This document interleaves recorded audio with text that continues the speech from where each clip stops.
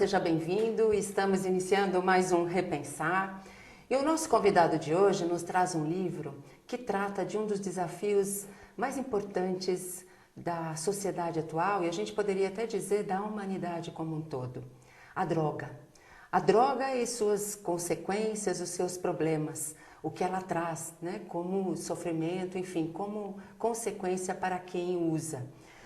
O livro que nós vamos destacar hoje é Memórias de um Toxicômano, ditado pelo Espírito Tiago, e nós temos a alegria de receber aqui o juiz de direito e escritor Marcos Alberto Ferreira.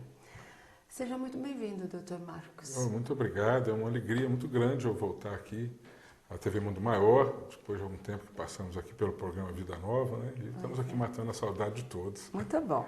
Bom, eu vou pedir permissão para chamá-lo de você. Você, por favor. Então, né? tá ótimo. Então, geralmente os convidados que vêm pela primeira vez, a gente faz assim um pouquinho da história dele, né?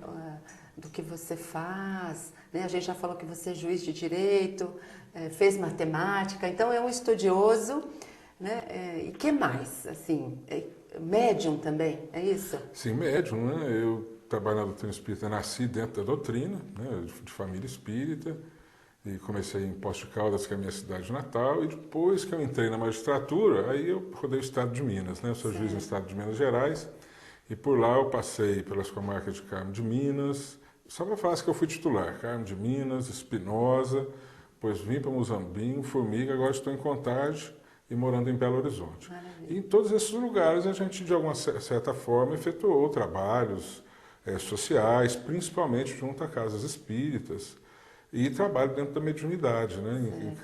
A gente tem que ir pulando de casa em casa, porque o trabalho assim nos existe. Certo.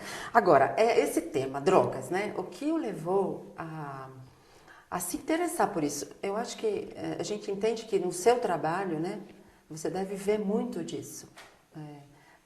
Os jovens, né, a problemática das famílias. Isso foi que o levou? Ou também esse trabalho assistencial nas casas espíritas? O que mais, né? O que mais te estimulou a pesquisar, e a estudar e a trabalhar, né? Pois é, acho que a vida foi nos levando. A vida profissional de juiz, somente no início da carreira, em que você trata de todos os assuntos, nas comarcas menores, é um juiz único. Então ali eu tive as primeiras preocupações maiores, embora que, ainda como advogado, já tive contatos com muitas dores, muito sofrimento em razão da droga. Mas em Carmo de Minas, que foi a primeira comarca lá em 96, a gente já teve a oportunidade, eu com a Rosa, minha esposa, e com o auxílio do Dr. Reinaldo Leite, de fazer congressos, debates sobre a droga, envolvendo 3 municípios da comarca, psicólogos, e vendo já a necessidade, em razão do que a juventude passa, principalmente em cidades pequenas. A gente imagina que isso seja só em cidades grandes, em capitais, e não é verdade. Inclusive na zona rural, infelizmente, a droga está entrando e tem levado muito sofrimento às famílias. Então essa nossa preocupação foi indo de comarca em comarca. Hoje eu já não trabalho mais profissionalmente como juiz, eu trabalho na área civil, já estou um pouco dissociado desses problemas na minha vida profissional. Mas a gente continua atendendo na casa espírita, é atendimento fraterno, é aquele acolhimento com as pessoas que vão, e a gente acaba sempre sendo procurado, principalmente em razão do livro, né? Palestras, conversas, e eu faço muitas palestras em turmas de tiro de guerra, formandos assim, de faculdade, de segundo grau, tentando levar uma mensagem, porque a gente imagina que pelo conhecimento nós vamos conseguir chegar lá. Sim. É preciso a gente combater o tráfico? É preciso combater. Mas, assim, se a gente não conscientizar aquele possível usuário, dificilmente a gente vai conseguir vencer esse grande problema que é a droga. Então, a gente poderia dizer que os pais têm uma parcela de responsabilidade tanto no envolvimento do jovem na droga, quanto na educação dele, né? Então, assim, ele tem uma responsabilidade. O pai pode, mudando o comportamento, os pais mudando o comportamento, talvez dificultar essa entrada do jovem na droga? Pode. Esse é um problema social muito grande, né? E é um problema de muito tempo, não é uma coisa nova, é uma coisa já de muito tempo. E os pais de um modo geral, a gente sempre fala que tem que participar. Mas tem que participar, nesse ponto, principalmente, com qualidade. Sim. Então, os pais, ainda aqueles que se fazem muito presentes na vida do filho, às vezes não sabem o que fazer diante de um problema como droga, não sabem como orientar. Sabe que droga é um negócio que faz mal, que se seu filho começar a usar vai fazer mal, mas não tem conhecimento nem técnico, nem social do problema para saber orientar corretamente o filho. Então, essa é a primeira dificuldade. Essa é a primeira dificuldade. Então, os pais, quer dizer, além de participar, eles tinham que sair em busca de informações. Por isso que a informação é importante, a gente busca, através de palestras, tentar levar esclarecimento. E quando eu falo eu trabalho assim, com o Zé Carlos, que apresentava o programa Vida Nova comigo, né, e tantas outras pessoas que trabalham nessa área se preocupam principalmente nessa parte de esclarecer. Porque só através do conhecimento que nós vamos poder educar os nossos filhos com alguma qualidade. Sim. Porque os pais, os professores, de um modo geral, eles não têm a informação correta para tratar disso com os alunos. Então seria importante uma formação, uma informação assim mais técnica, mais correta, para não ficar aquele negócio de achismo. Né? Porque do outro lado, os traficantes eles sabem o que estão fazendo. Né? Eles não saem em busca assim, aleatoriamente de quem vai. Né? Eles sabem o que estão fazendo, eles trabalham como profissionais, eles são organizados. E enquanto a gente não for organizado contra, né, essa distribuição, contra o tráfico, a gente não vai conseguir marcar um ponto, não vamos conseguir marcar esse primeiro gol. Então, esse trabalho tem que começar com a gente, né? Não é mesmo? Assim, é um trabalho de formiguinha. Não é só esperar do governo, não é só esperar das grandes instituições, né? Não, infelizmente, o governo também busca, ele não tem uma preparação também. Né? É um problema social grande, precisaríamos de nos preparar o governo para combater. Por exemplo, numa determinada cidade, há algum tempo atrás, eu vi umas faixas, né, em que a prefeitura local fazia uma propaganda assim: neste carnaval, faça o que lhe der na cabeça, mas use camisinha. Quer dizer, é o governo fazendo uma propaganda contra a AIDS, mas é uma antipropaganda para uma série de coisas. Exato. Né? Então temos que chamar o jovem de fato à responsabilidade. Né? Responsabilidade com a sua saúde, com a saúde daqueles que convivem com ele e com a saúde familiar e social. Mas isso é importante que venha de todos os níveis da sociedade. Muito bom. Nós vamos a um breve intervalo e já voltamos falando sobre esse tema tão importante.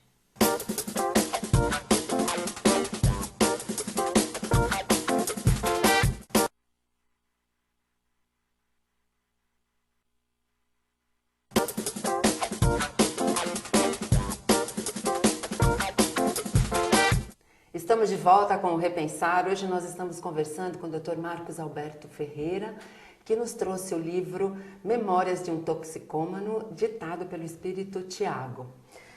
Bom, doutor, vamos fazer o seguinte, vamos falar um pouquinho desse livro, né? Vamos falar, porque é esse que é o importante, é ele que está trazendo informações importantes e talvez até para algumas pessoas, algumas revelações, porque eu acredito que tenha informações no livro que pessoas que não conhecem o espiritismo, que não conhecem todo esse processo, né, que acontece na espiritualidade, vai ficar meio surpreso e até vai poder ter, né, argumentos para combater, para ajudar os seus filhos ou seus amigos, enfim, aqueles que estiverem envolvidos com essa problemática, né? Então vamos ver o que conta esse livro. Vamos lá.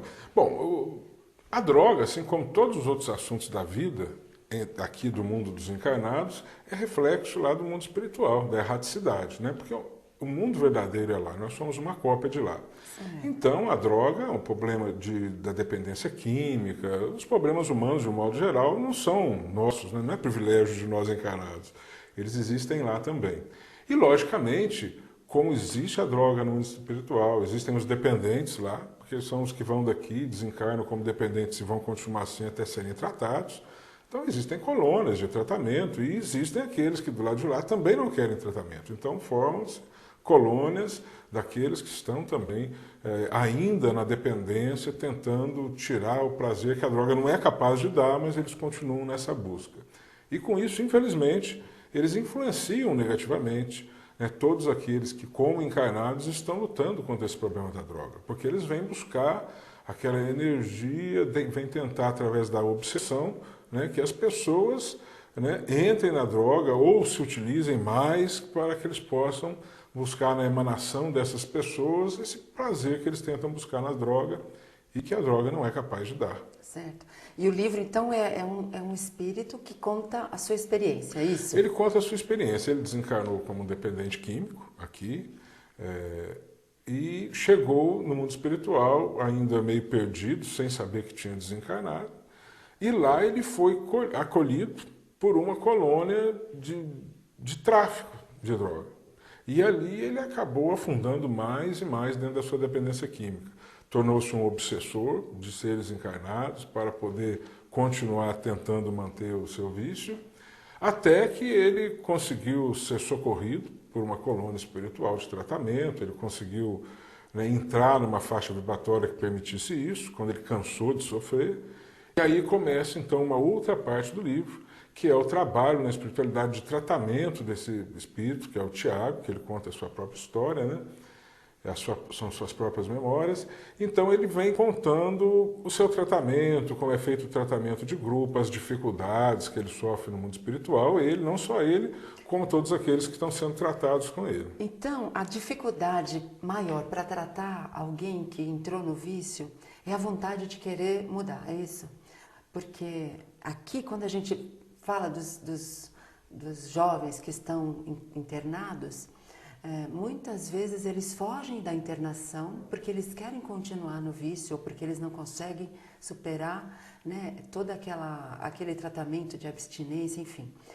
Então, a grande dificuldade para se tratar um viciado, um drogado, é ele querer. Porque na espiritualidade é isso que acontece com o jovem. Justamente. Ele não quer sair daquilo. Ele não quer sair, mas é um querer que já não é mais consciente dele, né? Porque a dependência química, ela é uma enfermidade, ela é uma doença, hoje já catalogada pela Organização Mundial da Saúde. E ela, logicamente, ela age exatamente dificultando a pessoa de direcionar a sua vida de acordo com o que ela pretendia. Então, muitos dependentes químicos, eles pedem socorro para a família. Olha, eu preciso sair dessa vida, eu vou morrer. E eles são sinceros. Aí a família vai toda feliz, tal, leva eles para ser internados, interna em determinado lugar, e às vezes mal chega em casa, já está o telefonema lá dentro, olha, ele fugiu. Aí vai o pai, sem vergonha, então não é. É uma enfermidade que traz muitas dificuldades. Então tem que ter paciência, tem que ter um trabalho, uma força de vontade muito grande, mais um auxílio profissional dos médicos e da família, porque sem a presença da família não tem como a pessoa conseguir fugir. Quando você falou no início, os pais têm uma parcela, tem, porque normalmente quando um entra na droga, a família está doente, né? Como a sociedade está doente, né? Então a família está doente. Então não adianta a gente ver o pai assim, não, mas não sou eu que sou dependente. Ele fala, você precisa de procurar um grupo, um Al-Anon, um Amor Exigente. Não, mas não sou eu que tenho problema, é meu filho. Mas se o seu filho tem problema, você também tem. E normalmente ele está lá porque a família não soube conduzir alguma coisa, como um todo.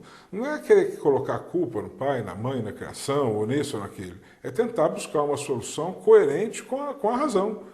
Né? Nós não estamos dentro de uma determinada família por acaso, a gente sabe que a espiritualidade nos ensina isso. Nós estamos convivendo com espíritos que têm compromissos conosco do passado.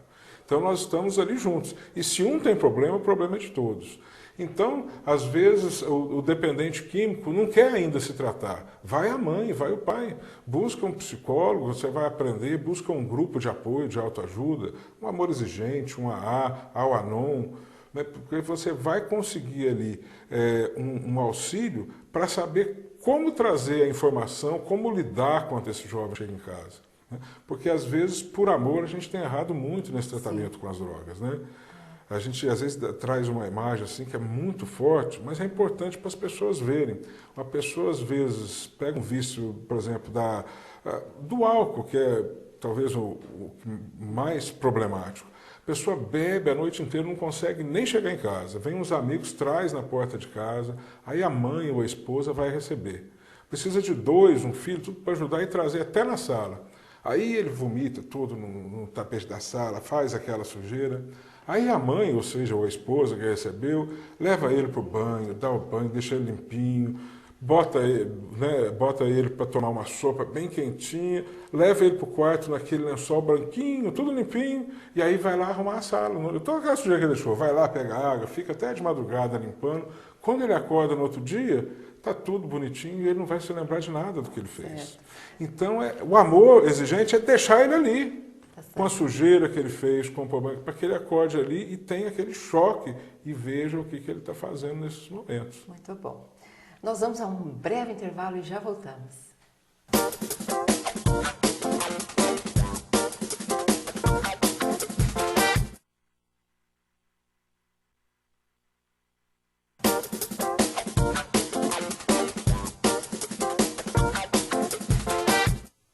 Estamos de volta com o Repensar. Hoje nós estamos conversando com o Dr. Marcos Alberto Ferreira, que nos trouxe o livro Memórias de um Toxicômano, ditado pelo espírito Tiago. Bom, doutor, como é que a gente vai dar a solução, né? A gente falou mais ou menos porque tem consequências muito graves nessa situação, né, do drogado, enfim, dessa criatura que sofre com o seu vício. Então a gente falou mais ou menos, né, do que dá para falar da situação do problema, mas como que a gente pode ajudar? Como que a gente pode resolver, né? Religiosidade ajuda? Sem dúvida, né? É um dos principais fatores para resolver esse problema. Interessante que o problema em si, eu acho que hoje não tem ninguém na sociedade que não conheça, né? Que não tem um familiar, um parente, um vizinho, alguém do seu convívio que sofra com isso, sendo ele o dependente ou algum familiar dele. E um dos primeiros itens é religiosidade. Aos pais buscar dar exemplo para os filhos. Nós educamos muitos filhos e às vezes deixamos pequenas coisas que vão dar mensagens que vão ser prejudiciais mais tarde, né? A gente fala para o filho que ele não pode beber, mas sempre que pode a gente está bebendo na frente dele, né? Para comemorar isso, para comemorar aquilo, na hora do futebol, na hora disso. E ele está vendo aquilo. E uma hora, né, e quantas vezes não dão para criança? Esses dias eu vi criança no colo, opa, meu filho é macho, sabe? Dá vontade de bater na pessoa. É verdade. Então, são pequenas coisas, mas principalmente buscar informações. Hoje nós temos boas bibliotecas, a literatura sobre o assunto é muito grande. E a religiosidade, seja qual for a religião, nós temos que educar os nossos filhos dentro de uma religião. Hoje, dentro de uma certa liberalidade, a gente costuma assim, não, eu vou na religião, meu filho, quando crescer, ele vai escolher a dele. Mas não é assim. Nós, enquanto eles não crescerem, nós somos quem deve direcioná-los na vida. Depois que eles crescerem, se eles quiserem escolher outro caminho, tudo bem, mas nós temos que ensinar-lhes quais são esses caminhos. E temos que levá-los, sim, para a nossa religião. E temos que ir junto, né? Sim. Porque tem pai que leva e deixa na porta, depois vem buscar. Né? Tudo bem que às vezes se é reunião só de jovens, ou reunião só de avaliação infantil, né? Mas ele tem que fazer a sua parte nas suas reuniões também. Porque senão só vai o jovem e o pai, cadê o exemplo? O pai e a mãe, eles educam o filho principalmente pelo exemplo de vida, muito mais do que pelo que falam, é o exemplo. Os filhos estão nos observando, estão vendo como que nós agimos diante das situações da vida e vão repetir isso. E muitas vezes eles não conseguem mensurar, né? Que um adulto, por exemplo, sabe beber a quantidade correta e uma criança não sabe. Nós tivemos um problema em Belo Horizonte, nesta semana, muito triste, em que o pai teve que deixar o filho em casa junto com os amiguinhos e tinha em casa vodka. E os amiguinhos começaram a beber e o menino tomou 1 litro de vodka e infelizmente veio a falecer. É um negócio muito triste, porque ele viu alguém bebendo. Certo. Se ele não tivesse visto, ele não ia beber. Se não tivesse em casa, ele não ia beber. Então, o nosso exemplo é de suma importância em todas as situações. E comece a observar seus filhos. Às vezes os pais perguntam, como que eu posso saber se o meu filho está mexendo com droga? Bom, ele vai mudar, mas para a gente saber se o filho mudou, a gente tem que saber como é que ele é. Então a gente tem que estar presente na vida dele, né? A gente fala estar presente, não é trazer ele para a nossa vida, mas também estar presente na vida dele, conhecer os amigos dele, aqueles lugares que ele frequenta, frequentar com ele de vez em quando. Ah, não, mas é difícil, eu não gosto de lá, é muito barulho e tal. mas um filho vale esse sacrifício. Porque se você souber como é que ele é, o dia que ele mudar o comportamento, você vai saber que ele mudou. E aí tem alguma coisa errada. Às vezes nem é droga, mas tem uma coisa errada. E você vai ver o que é para saber direcionar. Eu acho que ter filhos implica, assim, alguns sacrifícios. Acho que nem a palavra sacrifício, mas é um desprendimento de algumas situações da vida, né? A gente precisa mesmo, em alguns momentos, estar com a criança, com o jovem, saber com quem ele anda. Eu costumo falar que nós somos várias coisas na vida. Como profissionais, nós somos pedreiro, pintor, médico, né? Nós, de acordo com o nosso time, nós torcemos para isso ou para aquele time, de acordo com o esporte, eu gosto de futebol, disso ou daquilo, mas o melhor título, né? Aquele que nos traz mais responsabilidade, mais importante da vida é o de pai e de mãe. Então, quando nós passamos a ser pai e mãe, nós passamos a ser seres com uma responsabilidade especial, porque nós temos que conduzir uma pessoa para o caminho. Nós assumimos essa responsabilidade lá na espiritualidade. Não é por acaso que aquele serzinho está na nossa vida. Então nós temos que assumir isso e assumir com responsabilidade. Eu acho que a lei, né, a lei também tem uma dificuldade para combater o tráfico, mas eu acho que talvez, eu não sei se eu estou correta, mas a educação e a conscientização é que vai desestruturar o tráfico, porque se o jovem tiver conscientizado, se ele tiver ciente dos perigos que ele corre, né, e de como enfrentar, e tiver fortalecimento para enfrentar, né, esses convites, porque eles convidam, eles não te obrigam, eles convidam, né, eles te oferecem, né, eles te facilitam a sua entrada no vício, né? Eu acho que aí a gente vai conseguir, né?